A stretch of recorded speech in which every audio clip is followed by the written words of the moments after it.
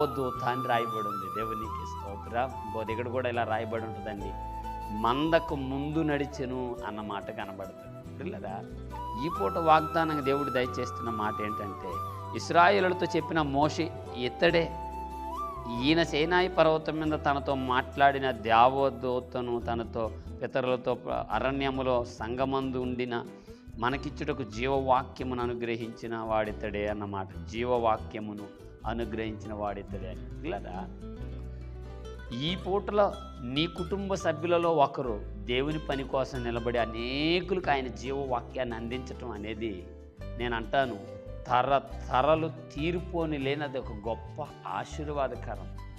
అందుకే ఏమండి, ఆ పితరుల నాటి వారసత్వపు వాక్కు లేదంటే వారసత్వపు ఆశీర్వాదంని నీవు పొందాలనే ఈ పూట ఈ వాక్యంతో దేవుడు